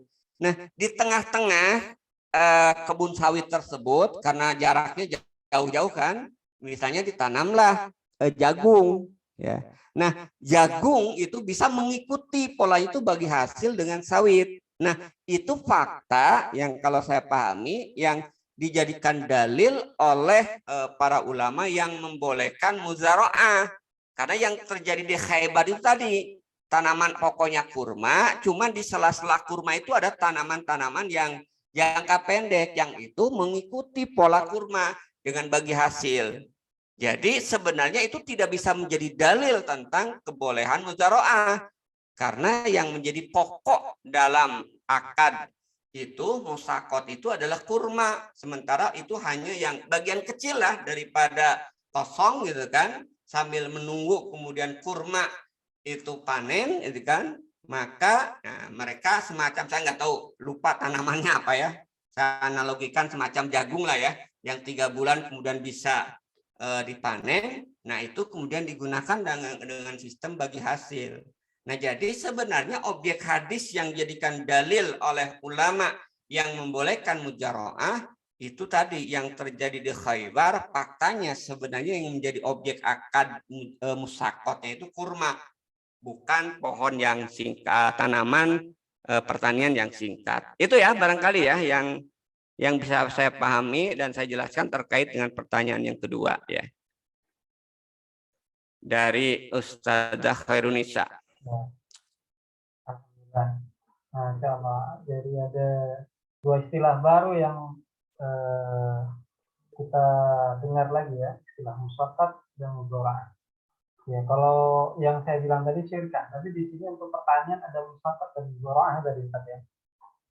Apa Ustaz? Mudharaah dan musyaqqat ya? Ya, mudharaah Ustaz ya, sama musyaqqat. Iya. Ya. Iya, mudharaah haram, musyaqqat boleh. Ya. Dan itu khusus untuk yang jangka panjang Ustaz ya.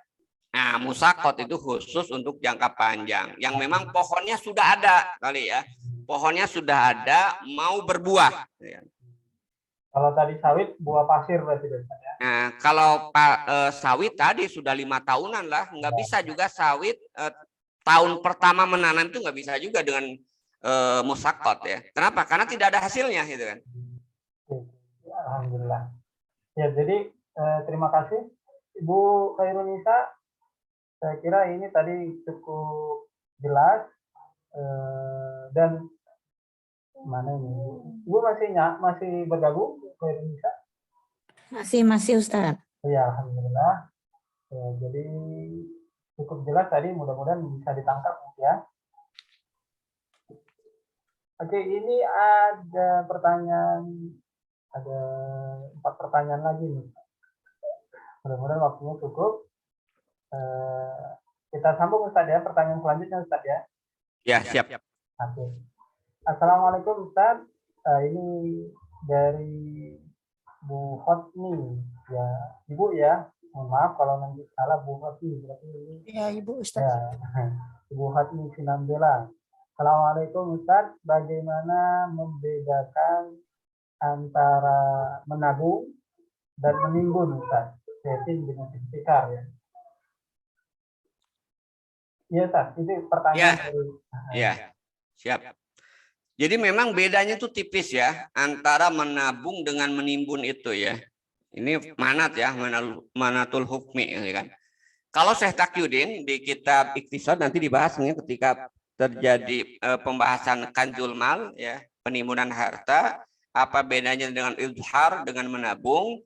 Intinya itu perbedaannya itu di tujuan ya, di tujuan. Jadi bukan di banyak dan tidak banyak dan sedikitnya harta yang disimpan, tapi yang membedakan itu adalah di tujuan. Ya. Kalau seseorang menyimpan tanpa tujuan, itu namanya menimbun. Ya. Tapi kalau orang menyimpan dengan tujuan, itu namanya menabung. Ya. Jadi bukan banyak dan sedikitnya. Makanya kalau kita lihat di salah satu hadis, ketika Rasulullah itu sidak, pemeriksaan mendadak istilahnya itu ke ahlu sufah itu kan, ahlu sufah, kemudian Rasul menemukan di situ 1 dinar atau 1 dirham yang disimpan. Kata Rasulullah, ini 1 gosokan api neraka. Artinya apa? Karena ahlu sufah semua kebutuhannya sudah dijamin oleh negara, maka menyimpan berarti masuk dalam kategori menimbun walaupun sedikit ya kan. Kenapa? Karena tidak ada di sana unsur menabung. Apa? Karena semua kebutuhan dia itu kemudian sudah dijamin oleh negara. Sehingga disitulah makna bahwa di situ adalah menimbun, ya kan? Walaupun tidak banyak. Itu yang pertama ya, yang membedakan antara menimbun dengan menabung. Yang kedua, simpanan yang ada tujuan. Kalau Bapak Ibu sekarang mau ibadah haji ya, kemudian nabung, maka itu bukan menimbun, namanya menabung. Itu boleh gitu kan. Ibu bapak mau menikahkan anak tahun depan, simpan ya, baik dalam bentuk emas maupun dalam bentuk uang mata uang nukud, itu namanya nabung. Ada tujuan ya kan. Ya. Tapi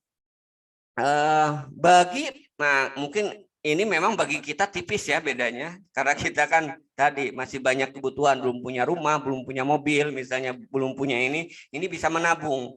Tapi bagi orang-orang konglomerat, ada mungkin orang-orang konglomerat yang dia sudah tidak punya kebutuhan apapun, dia simpan, tidak dia gunakan untuk usaha, itu menimbun namanya.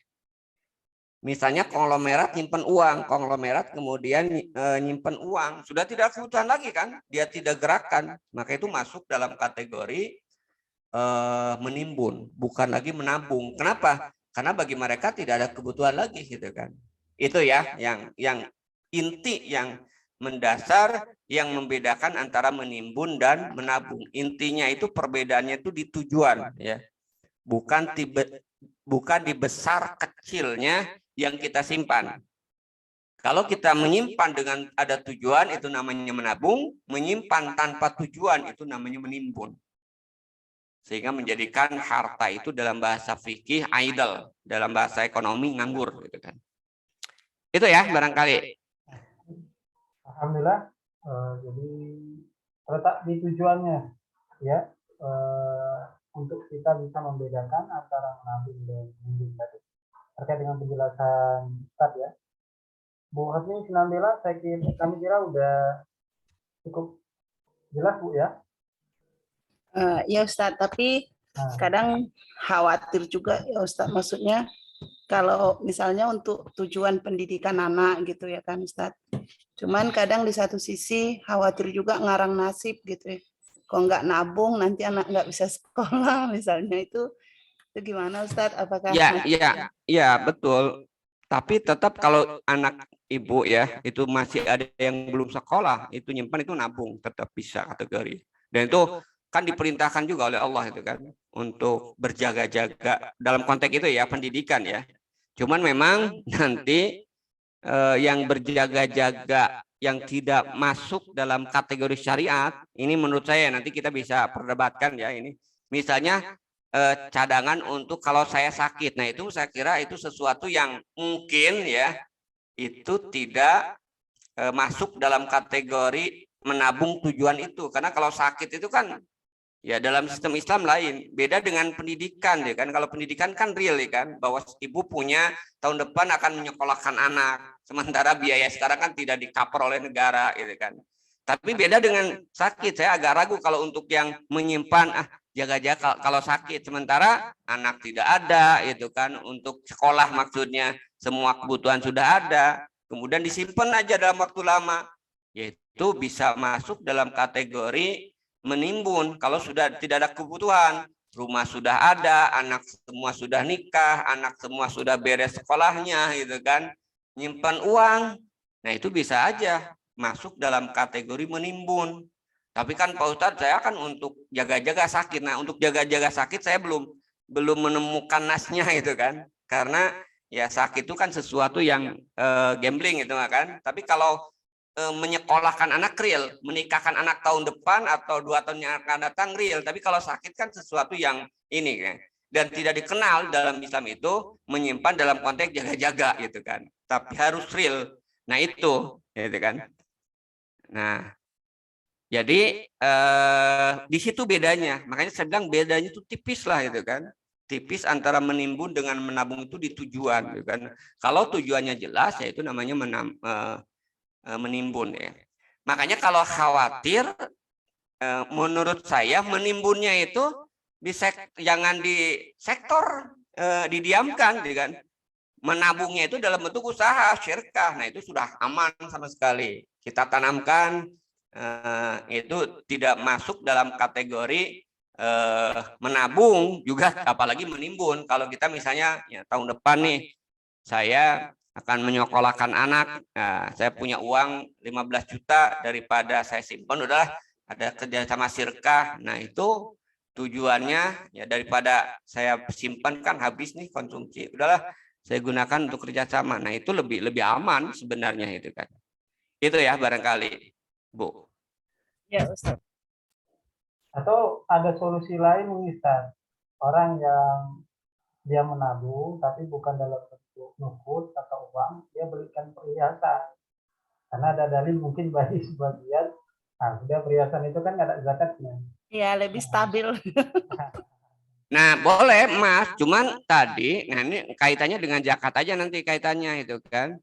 Emas itu, nah sama saya kira emas juga itu kan. Apakah emas perhiasan itu ibu simpan itu sebagai perhiasan atau sebagai tabungan simpanan, itu lain ini juga itu kan. Ini juga tadi tipis bedanya itu kan. Ya sama gitu kan, sebenarnya kan nabung dan menimbun itu objeknya itu kanzul mal itu kan ke itu ya, ke mata uang dan emas itu kan, bukan hanya mata uang, karena kanzul mal itu emas dan perak ya, emas dan perak sebagai nukud maupun emas dan perak sebagai benda. Cuman yang membedakan itu nanti di zakat ya kan. Kalau emas dan perak itu digunakan sebagai perhiasan, kita memang tujuannya untuk perhiasan. Nah, walaupun ini ada istilah juga, dan yang roji memang tidak, menurut saya tidak wajib zakat kalau itu perhiasan. Cuman juga sulit membedakan, bukan sulit membedakan. Ini lagi-lagi kalau ini kaitannya ini untuk perhiasan atau untuk tadi menabung gitu kan. Menabung tapi bentuknya perhiasan kan lain dengan membeli perhiasan tanpa ada tujuan menabung. Kalau perhiasan boleh, itu makanya itu bukan dalam bentuk menimbun. Makanya betul aman tadi ya, aman kalau nyimpan itu ya oke dalam bentuk perhiasan. Cuman betul nggak perhiasan itu dipakai, jangan perhiasan tapi disimpan aja di kotak lemari itu kan, disimpan aja nggak pernah dipakai.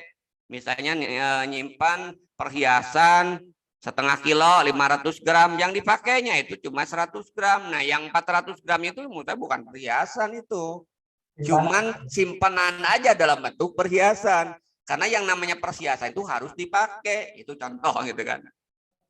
Nah, nanti kan kaitannya dengan zakatnya tadi itu kan.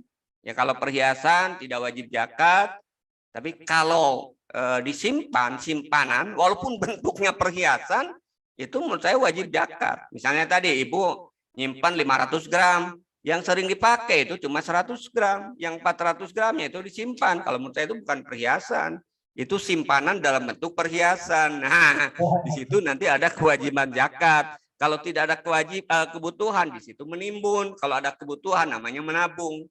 Jadi memang agak-agak tipis ya, karena itu ini kaitannya dengan niat. Kalau antara nabung dan nimbun itu niat dan tujuan. Begitu, wallahu a'lam. Ya, alhamdulillah. Jadi ini kasuistik yang boleh jadi ada di tengah kita, jadi kita bisa ngambil langkah ya, ngambil solusi. Ya kalau tadi istilah jaga-jaga itu memang subjektif ya. Besok pun bisa mati, besok pun bisa sakit ya. Terakhir dengan kekhawatiran itu kita mendengarkan aktivitas kanjul mal ya.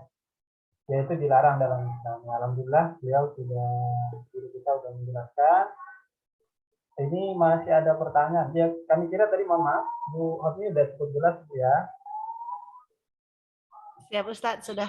Alhamdulillah. Ya, tapi ini ada 3 pertanyaan lagi nih, Ustaz. Gimana, Ustaz? Kita Oke. Ayo lanjut. Oke lah. Alhamdulillah. Dari Bu Nur Samsiah. Assalamualaikum warahmatullahi wabarakatuh.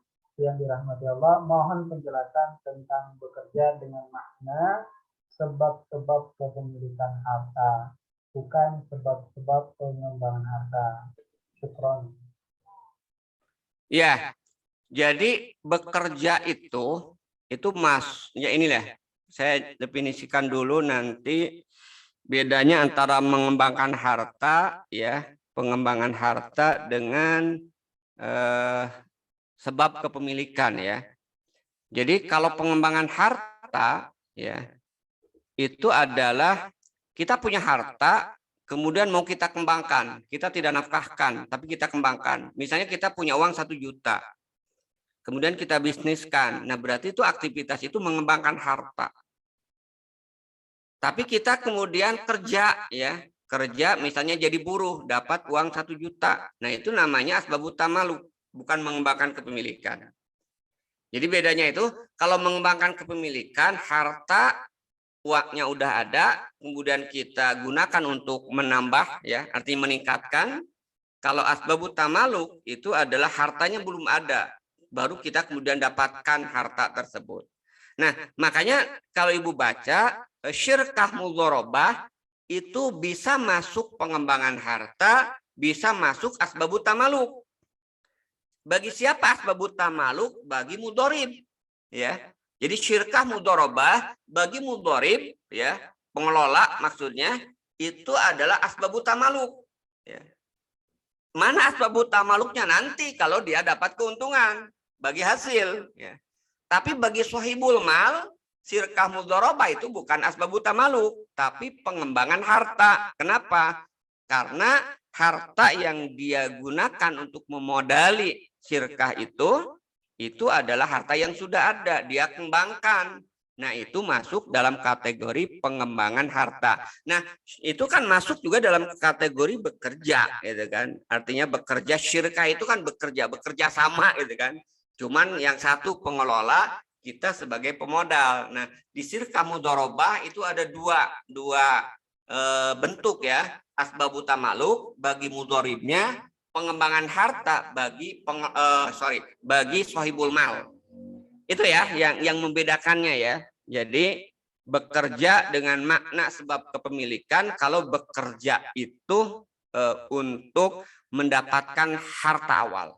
Misalnya dagang kan bekerja Bu ya. Ibu ya ini yang bertanya. Dagang itu kan ada modal. Nah, dagang itu kan bekerja. Itu bukan asbabut tamaluk dagang itu. Itu adalah pengembangan harta. Kenapa? Karena sudah ada modalnya. Tapi kalau kita jadi calo, dagang juga dalam bahasa hadis Rasulullah kan menyebutkan tujar ya, samsaroh. Nah, itu baru asbabut tamaluk karena tanpa modal gitu kan. Modal dengkul bahasanya itu kan bekerja juga. Nah, itu adalah asbabut tamaluk ya. Harta yang komisi yang kita dapatkan itu namanya asbabut tamaluk gitu kan. Itu ya barangkali sederhananya perbedaan antara bekerja sebagai asbabut tamaluk dengan bekerja sebagai pengembangan harta. Ya, alhamdulillah. Cukup sederhana tadi ya pembedaan antara sebab kepemilikan dengan sebab pengembangan harta tadi ya. Ini mohon maaf Bu Hosni, nanti dulu Bu ya, nanti bisa berkembang nanti. Kita tanya dulu Ibu ya. Bu Nur Samsyah, saya kira sudah cukup jelas Bu ya. Masih bergabung Bu Nur Samsyah? Tidak bergabung ya.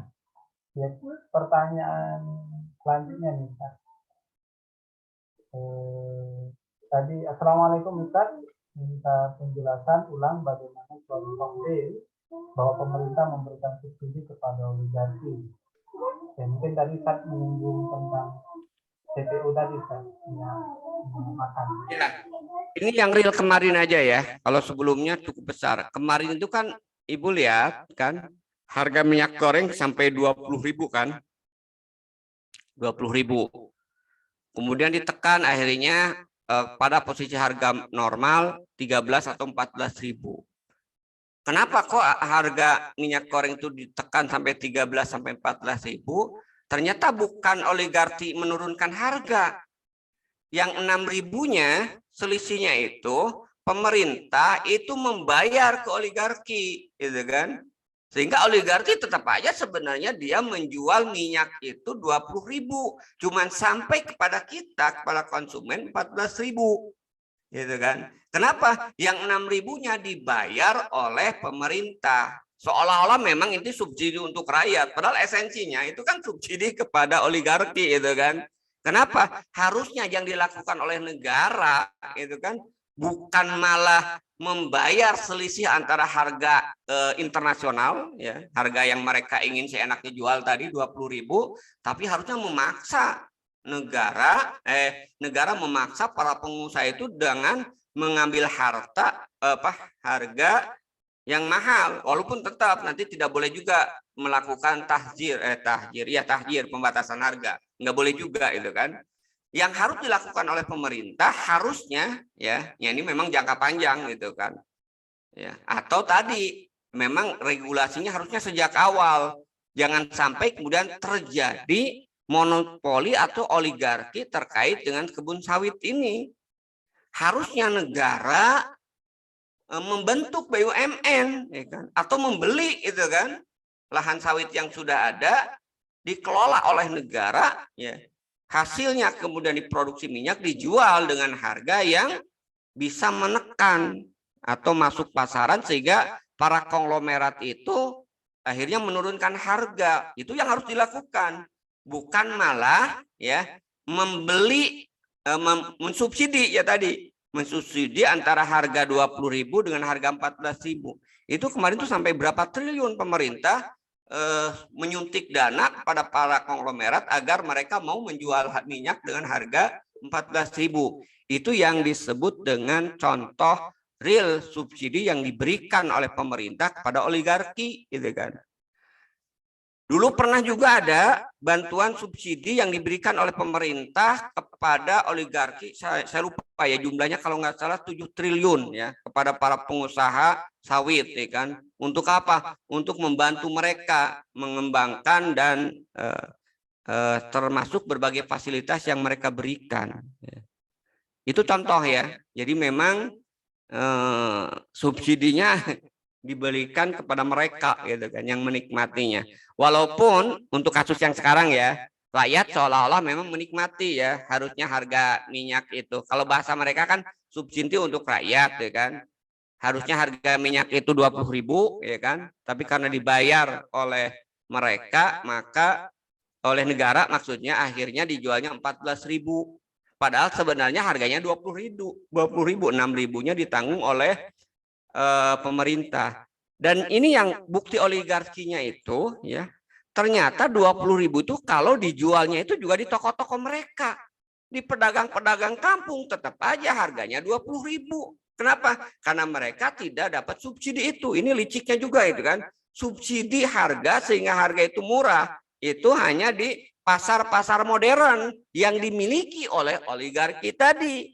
Sementara kalau pedagang gitu kan yang membeli menjual itu nggak dapat subsidi itu.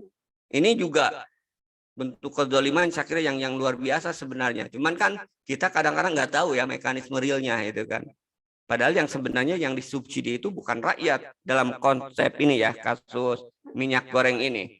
Yang disubsidi itu adalah para kapitalis tadi, itu oligarki gitu kan. Mereka enak aja gitu kan. Padahal kan kalau yang harus dilakukan oleh negara ya tadi memang sekarang sulit, nggak bisa jangka ininya istilahnya itu kan. Harusnya kan memang regulasinya sejak awal ya kan.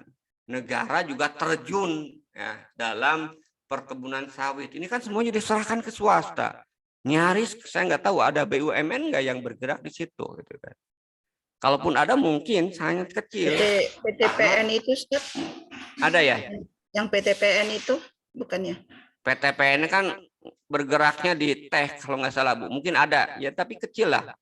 Buktinya dia tidak bisa mengendalikan harga itu. Kalau yang saya tahu PTPN itu bergeraknya di teh, di karet, saya nggak tahu di sawit ada nggak. Kalaupun ada tadi kecil itu mungkin ya. Sehingga akhirnya tadi ya karena kecil tetap pangsa pasar itu dikuasai oleh para oligarki tadi. Sehingga negara nggak berdaya. Nah harusnya nanti dalam sistem ekonomi Islam kebijakan pemerintah justru pemerintah yang dominan. Ya kan? Salah satunya itu karena ini masuk dalam kategori kebutuhan pokok. BUMN itu harus lebih dominan. Kan ironis itu kan, PTPN hanya punya sekian ribu hektar, sementara kapitalis ya oligarki sampai ada jutaan hektar dikuasai oleh mereka. Jadi data yang saya dapatkan itu hampir mungkin kurang lebih 80 atau 60 ya, 80 kalau nggak salah sawit itu dikuasai oleh oligarki. Gitu kan. Jadi wajar kalau mereka ketika harga CPO naik, mereka lebih suka dijual ke luar negeri gitu kan. Akhirnya menimbulkan kelangkaan dan kalaupun ada, mereka mau menjual dengan harga yang mahal. Nah, agar murah, nah pemerintah istilahnya mengganti selisih antara harga internasional dengan harga yang harus dijual di dalam negeri. Nah, bahasa kita itu sebenarnya pemerintah yang mensubsidi oligarki. Karena harusnya yang dilakukan oleh pemerintah, apalagi kalau kita lihat dari sumbernya ya, kebun-kebun yang mereka tanami sawit itu kan dari harta milik umum, yang mereka jarah ya dari hutan yang mereka babat, dari hutan yang mereka bakar, kemudian mereka ambil atau hutannya mereka tebang, kayunya mereka nikmati, ya berlipat-lipat keuntungan mereka. Setelah mereka sekarang menguasai sawit, dengan seenaknya pula mereka kemudian memainkan harga. Itu kan saya kira kezaliman yang berlipat-lipat menurut saya. Itu ya barangkali Mbak atau Ibu Nur Ainun ya. Ya, jadi betul-betul dikuasai dari hulu sampai hilir, dari tangan sampai produksi itu udah dikuasai ya. Ya alhamdulillah Ibu Ainun cukup jelas dan Arab masih bergabung dan juga sudah menjelaskan. Ini terakhir ini masih bisa kita jawab. Oke, saya jawab singkat aja ya. Yang terakhir Ibu Eva Yuliana, barang ribawi itu ada dua ya. Barang ribawi itu ada dua jenis. Pertama, barang ribawi dalam bentuk benda yang bukan makanan, emas, perak ya. Yang kedua, barang ribawi yang dalam bentuk makanan ya, kurma, garam, jewawut, sama satu lagi gandum kalau nggak salah ya, 4 itu ya. Nah, untuk barang-barang yang masuk dalam kategori makanan itu boleh dengan salam, boleh dengan kredit, ada kekecualian ya. Asal ada kepercayaan ya di antara kedua belah pihak. Tapi untuk benda-benda barang ribawi yang dua, emas dan perak, itu tetap nggak boleh dengan akad salam, nggak boleh dengan akad kredit, harus dilakukan yadan biadin. Ya. harus dilakukan secara tunai. Kalau ketika ditukarkan, ya kan, emas dan perak, gitu kan, dan harus sama, gitu kan. Jadi tidak boleh kemudian salam, ya. Tapi kalau untuk kurma, ya, untuk garam, karena ada pengecualian, ya, itu diperbolehkan. Nah, dibeli dalam bentuk salam asal kriterianya jelas, ya kan, dan juga kredit, ya, asalkan tadi ada kepercayaan. Jadi runutannya gini, kalau untuk salam atau jual beli kredit terkait dengan barang ribawi, contohnya kurma, itu kan hukum asalnya nggak boleh. Barang ribawi itu harus dilakukan dengan yadan biyadin, ya, dalam hadisnya. Kemudian ada hadis pengecualian, kecuali kalau dilakukan secara tidak tunai tadi, itu kan, kalau akadnya salam, atau kalau tidak salam. Kalau salam itu kan uang duluan, barang belakangan, atau dengan akad kredit, ya, artinya uang belakangan, barang duluan. Cuman untuk akad kredit ini harus disertakan jaminan. Seperti Rasulullah pernah membeli kurma dengan kredit jaminan baju besi. Nah, itu yang kedua, ya, kekecualian boleh kredit tapi ada jaminan. Nah, ketiga, logika hukum berikutnya, jaminan hukumnya itu mubah. Artinya tidak wajib. Kalau si penjual percaya, udahlah saya mah udah percaya tidak ada jaminan juga, maka berarti diperbolehkan kurma tadi dijual secara kredit dengan dasar kepercayaan. Hukum asalnya kalau tidak percaya harus ada jaminan, ya kan? Ya. Kalau tidak ada jaminan, hukum asalnya harus tunai. Ya. Tapi runutannya tadi boleh tidak tunai, tapi ada jaminan. Boleh tidak ada jaminan kalau sudah ada kepercayaan. Nah, karena itulah kemudian diambil kesimpulan akhirnya seolah-olah kalau begitu boleh sebenarnya kurma atau barang ribawi itu dijual secara kredit, ya, tanpa jaminan. Tapi runutan istimbat hukumnya seperti itu, gitu kan. Pertama wajib tunai, boleh kredit asal ada jaminan, tapi jaminan tidak wajib kalau ada kepercayaan. Nah, berarti kesimpulan akhirnya jual beli barang ribawi boleh kredit kalau ada kepercayaan. Kalau tidak ada kepercayaan, maka itu tidak diperbolehkan. Itu barangkali, ya, singkatnya. Nanti kita bahaslah dalil dan istimbatnya secara detail mungkin pada pembahasan terkait dengan al-bai' dan salam di bagian terakhir dari kitab ini nanti. Mungkin di-refresh kembali. Itu, ya, barangkali Bung Azhar. Terima kasih, Ustaz. Ya, alhamdulillah. Demikian, ya, Ibu Eva Juliana terkait dengan penjelasan beliau. Ya, boleh nanti di sesi pekan depan kita tanya lagi kalau ada hal yang ditanyakan, karena memang waktu sudah menuju jam 21:05. Terima kasih kami ucapkan kepada guru kita Ustaz Arif Nasir yang telah menyediakan waktunya menjelaskan kitab ini. Mudah-mudahan apa yang beliau sampaikan kepada kita semua bisa menjadi faedah buat kita, bekal bagi kita untuk di tengah masyarakat. Jazakallah khair. Kemudian Bapak Ibu, alhamdulillah apa yang tadi disampaikan beliau bisa juga menjadi bekal kita.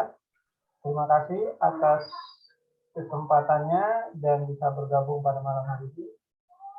Sebelumnya kita ucapkan terima kasih kepada guru kita. Mohon maaf jika ada hal yang tidak berkenan dan juga cukup panjang malam ini karena memang lebih dari hampir, ya, untuk 2 jam.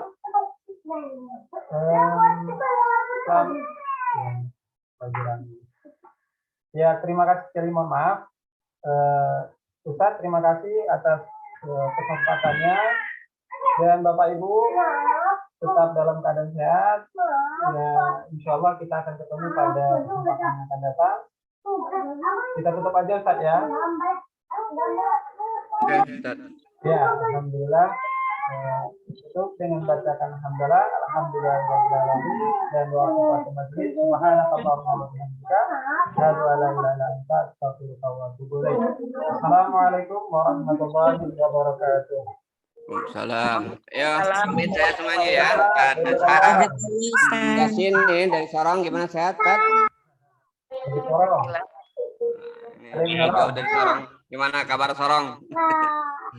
Nah, Ayo, saya pamit ya. Kalau ada agenda lagi. Oke, semuanya. Kita ketemu lagi minggu depan. Assalamualaikum warahmatullahi wabarakatuh. Angga, ibu-ibu, Ustazah, Ustazah Yana.